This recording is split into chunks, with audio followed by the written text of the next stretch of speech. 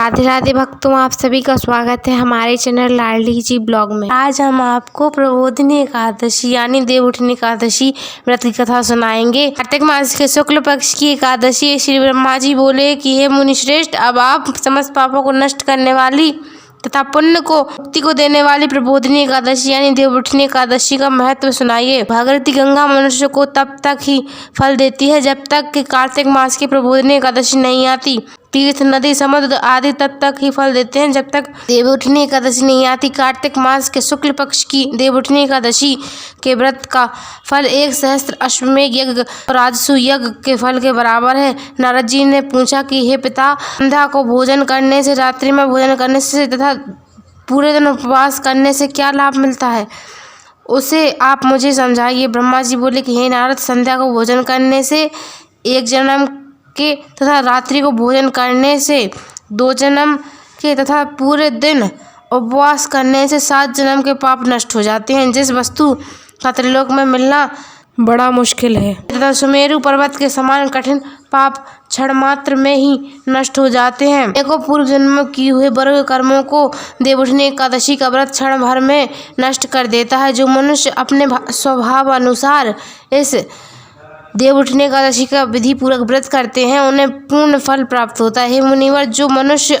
श्रद्धा पूर्वक थोड़ा भी पुण्य करते हैं उनका वह पुण्य पर्वत के समान अटल हो जाता है। जो मनुष्य अपने हृदय के अंदर ही ऐसा ध्यान करते हैं कि देवउठनी एकादशी का व्रत करूंगा, उसके 100 जन्म के पाप नष्ट हो जाते हैं। जो मनुष्य देवउठनी एकादशी को रात्रि जागरण करते हैं उनकी बीती हुई तथा आने वाली 10 पीढ़ियां श्री विष्णु लोक में जाकर पास करती हैं। ब्रह्म हत्या आदि महान पाप भी देवउठनी एकादशी के रात्रि जागरण से नष्ट हो जाते हैं। समस्त तीर्थों में वर्ण, गौ, भूमि आदि के दान का फल कार्तिक मास के शुक्ल पक्ष की देवउठनी एकादशी के रात्रि जागरण के फल के बराबर होता है। इस संसार में उसी मनुष्य का जीवन सफल है जिसने देवउठनी एकादशी के व्रत के द्वारा अपने कुल को पवित्र किया है। संसार में जितने भी तीर्थों की आशा की जा सकती है वह सब देवउठनी एकादशी का व्रत करने वाले के घर में रहते हैं।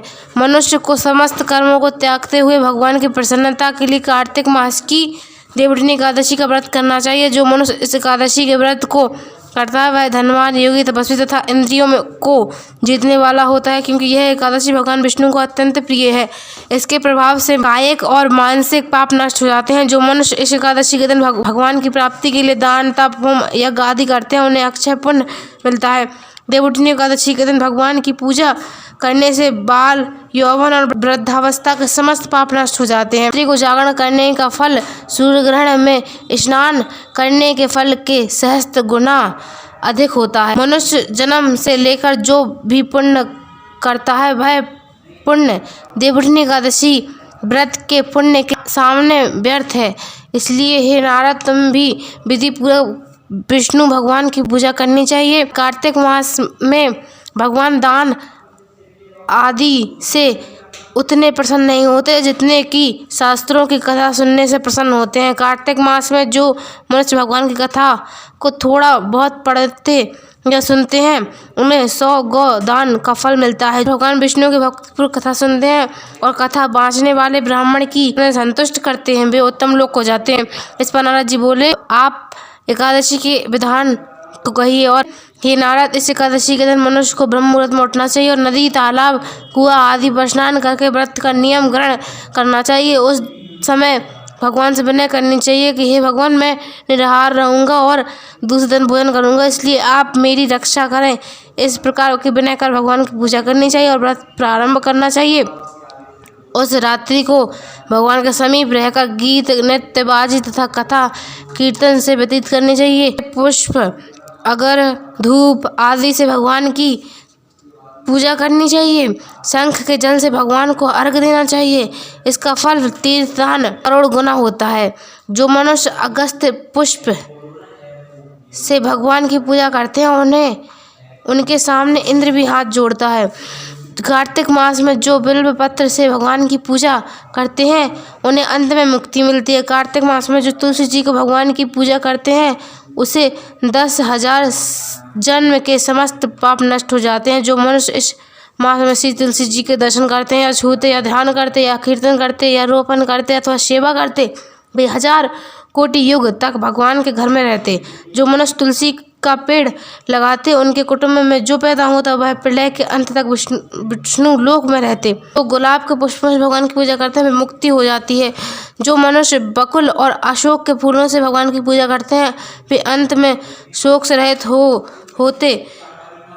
जो मनुष्य विष्णु भगवान को सफ़ेद तथा लाल कलर के पुष्पों से पूजा करते हैं और उन पर भगवान अत्यंत प्रसन्न होते हैं। जो मनुष्य भगवान को दूर्वा दल से पूजा करते हैं वे पूजा के फल से 100 गुना अधिक फल पाते हैं। जो मनुष्य समीप अस्त्र से पूजा करते हैं वह भयानक यमराज के मार्ग से सरलता से पार कर जाते हैं। जो मनुष्य चंपक पुष्प से भगवान की पूजा करते हैं वे आवागमन के चक्र से छूट जाते हैं। जो मनुष्य स्वर्ण का बना हुआ केतकी पुष्प भगवान पर चढ़ाते हैं उनके करोड़ों जन्म के पाप नष्ट हो जाते हैं। जो मनुष्य भगवान को पीले और रक्तवर्ण कमल के सुगंधित पुष्पों से पूजा करते हैं वे श्वेत दीप में स्थान मिलता है। इस प्रकार रात्रि में भगवान की पूजा करके प्रातः काल शुद्ध जल की नदी में स्नान करना चाहिए। स्नान के पश्चात भगवान की प्रार्थना करते हुए घर आकर भगवान की पूजा करनी चाहिए। इसके बाद व्रत के लिए ब्राह्मणों को भोजन कराना चाहिए और दक्षिणा देकर मीठे वाक्यों द्वारा उनको विदा करना चाहिए। इसके उपरांत भोजन गौ और दक्षिणा से गुरु की पूजा करनी चाहिए। ब्राह्मणों को यथाशक्ति दक्षिणा देनी चाहिए। जिस ब्राह्मण को रात्रि में भोजन कराए उसे स्वर्ण सहित बैल दान करना चाहिए। जो मनुष्य फल की आशा करते हैं उन्हें फल दान करना चाहिए। तेल की जगह घी और घी की जगह दूध चावल दान करना चाहिए। जो मनुष्य इस व्रत में भूमि में शयन करते हैं उन्हें सब वस्तुओं सहित शैया दान करना चाहिए। जो मौन धारण करते हैं उन्हें स्वर्ण तथा तिल का दान करना चाहिए। जो मनुष्य बालों को धारण करते हैं उन्हें दर्पण दान करना चाहिए।